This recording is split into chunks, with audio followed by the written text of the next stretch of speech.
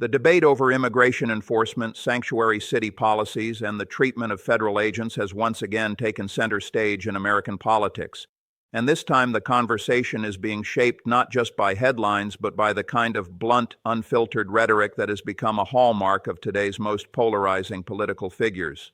Senator John Kennedy of Louisiana, a Republican who has built a national profile for his sharp and often humorous commentary on Capitol Hill, sat down recently for an extended interview in which he laid out his views on some of the most contentious issues dividing the country right now. What he said, and how he said it, is drawing significant attention from both supporters and critics alike. Tonight, we break down exactly what the senator said, why it matters, and what it reveals about the broader political fault lines shaping American governance in this era of intense debate over immigration, law enforcement, and the rights of peaceful protest. These are not abstract policy questions anymore. They are playing out in real time, in real communities, and in the halls of Congress itself. Senator John Kennedy of Louisiana has made headlines once again, this time during a televised interview in which he addressed the ongoing national conversation surrounding immigration and customs enforcement, commonly known as ICE, sanctuary city policies, and the increasingly heated protests taking place across parts of the United States. Kennedy, who is also the author of the book titled How to Test Negative for Stupid and Why Washington Never Will, used the platform to offer pointed criticism of Democratic leaders, defend the work of federal immigration agents, and call for legislative action on sanctuary cities. The interview also touched on the role of state governors, the boundaries of peaceful versus violent protest, and the political dynamics at play as Congress considers using reconciliation, a budget-focused legislative mechanism, to bypass the traditional need for bipartisan support on immigration-related legislation. To understand the full weight of Senator Kennedy's remarks, it is important first to understand who he is and where he stands in the current American political landscape. John Kennedy is a long-serving United States Senator representing the state of Louisiana. He is a member of the Republican Party and has served in the Senate since January of 2017, having previously held the office of Louisiana State Treasurer for over a decade. Kennedy is widely known among his colleagues and in the media for his unusually colorful and often satirical way of expressing his political views. He is frequently invited onto national television programs precisely because of this communication style, which tends to generate significant public engagement and social media attention. During this particular interview, Kennedy was introduced as the author of his book, a title that itself reflects his brand of sharp political humor. He quickly moved from lighthearted introductions into substantive policy territory, beginning with the issue of defunding ICE, a position that has been championed by a segment of the Democratic Party in recent years and one that has become a major point of contention in the national political debate. The senator's first major point centered on the question of why he works alongside colleagues who have publicly supported the idea of defunding ICE and, in some cases, defunding the police. Kennedy's response was direct. He acknowledged that these positions do exist within the walls of Congress, but he framed them as deeply misguided.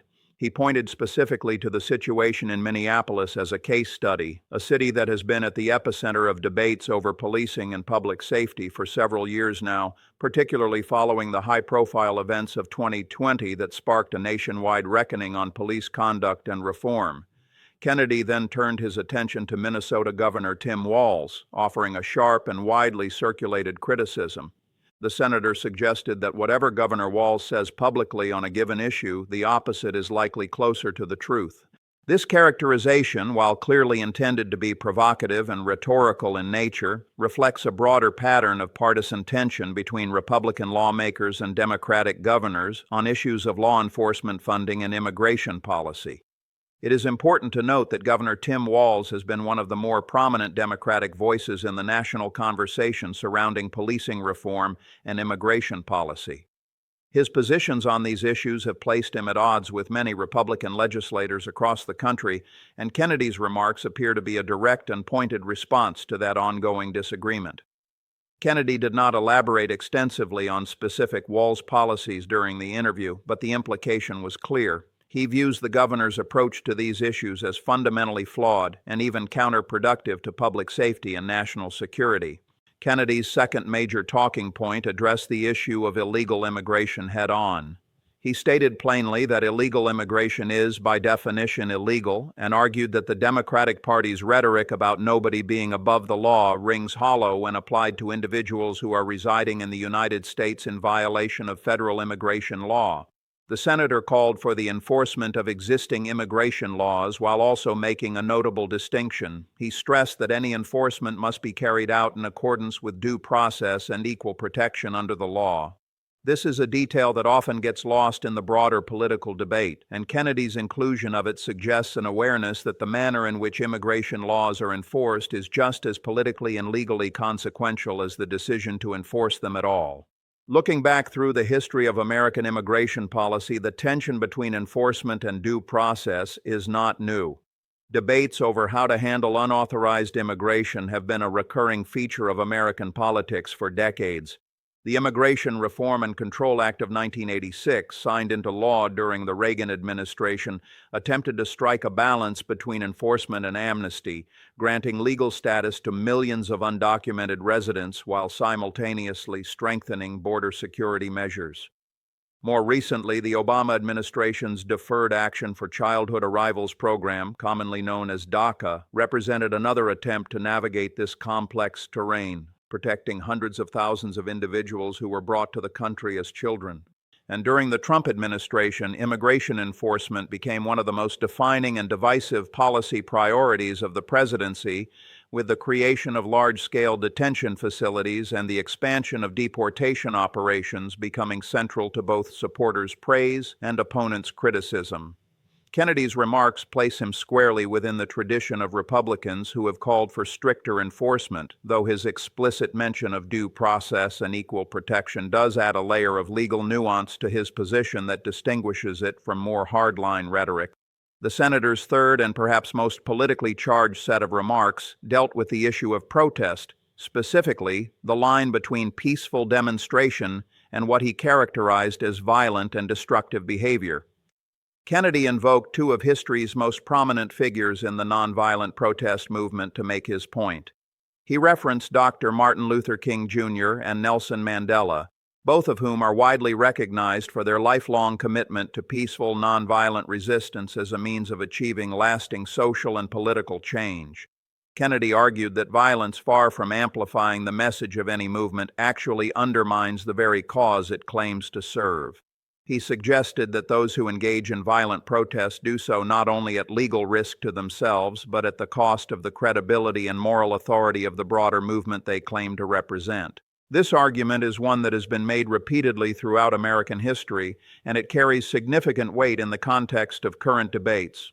The philosophy of nonviolent resistance, as articulated by figures like King and Mandela, has been widely studied and validated by historians and political scientists as one of the most effective long-term strategies for achieving social change. Political analysts note that Kennedy's invocation of these figures is both rhetorically strategic and substantively grounded. It positions the argument against violent protest not as a partisan talking point, but as a historically rooted and broadly respected principle that transcends partisan lines. Kennedy also addressed the treatment of ICE agents directly, pushing back against what he described as dehumanizing rhetoric being directed at federal immigration officers by members of Congress and political commentators. He referenced a congressman, though he did not name the individual on air, who had reportedly compared ICE agents to members of the Nazi Party. Kennedy's response was emphatic. He argued that such comparisons are not only inaccurate but deeply harmful to the men and women who carry out the difficult and often dangerous work of immigration enforcement every single day. He described videos he had seen of protesters spitting on law enforcement officers, shouting insults, blowing whistles directly into their ears in an apparent effort to damage their hearing, burning property, blocking roadways, and deliberately kicking out taillights on vehicles. He characterized all of these actions as clear evidence that what is taking place in certain parts of the country is not peaceful protest in any traditional or legally protected sense of the term. The political implications of this debate extend well beyond any single interview or statement. The question of how to treat federal agents, how to enforce immigration law, and how to define the boundaries of lawful protest are all issues that will shape upcoming legislative battles, election campaigns at every level of government, and potentially even legal challenges at the state and federal level. Meanwhile, the senators call to bring a bill to the Senate floor to eliminate sanctuary cities, and to do so through the reconciliation process, which requires only a simple majority and does not need Democratic votes to pass, represents a concrete legislative strategy that, if pursued, would set the stage for a major confrontation between competing visions of American governance. Against this backdrop, public opinion on these issues remains deeply divided. Polling has consistently shown that Americans hold a range of views on immigration enforcement, with significant majorities expressing support for the rule of law while also voicing concern about the treatment of individuals, including immigrants, at the hands of government agencies. The debate over sanctuary cities, in particular, has become a flashpoint in communities across the country, with some cities and states actively resisting federal immigration enforcement efforts and others cooperating fully with ICE operations. Political analysts note that the way elected officials frame these debates, whether through humor, provocation, or measured policy arguments, has a direct and measurable impact on how the public perceives the underlying issues and how likely any legislation is to gain the momentum needed to move forward. In the coming days and weeks, several key developments will be worth watching closely. Congress will continue to debate the scope of immigration enforcement funding and the political future of sanctuary city policies across the nation. Any move to use reconciliation to advance immigration legislation will face both procedural hurdles and intense political scrutiny from both parties. The courts, too, may play a significant role as legal challenges to both sanctuary city ordinances and federal enforcement actions continue to work their way through the judicial system at every level. The question of how protests and the official response to those protests are handled in cities across the country will also remain a central focus of media attention and political commentary for the foreseeable future. Senator John Kennedy's remarks represent a clear and forceful articulation of the Republican position on immigration enforcement, the treatment of federal agents, and the limits of lawful protest. Whether those remarks move the needle in the broader national conversation remains to be seen. What is certain is that the issues he raised, illegal immigration, sanctuary cities, the safety of law enforcement officers, and the distinction between peaceful and violent demonstration, are not going away. They are, in fact, becoming more central to the American political debate with each passing week. As the nation continues to grapple with these questions, the voices of senators like Kennedy will play an increasingly important role in shaping both the policy landscape and the public discourse that surrounds it. This is a story that will continue to unfold in the months ahead, and it is one that every American, regardless of where they stand politically, has a stake in watching closely.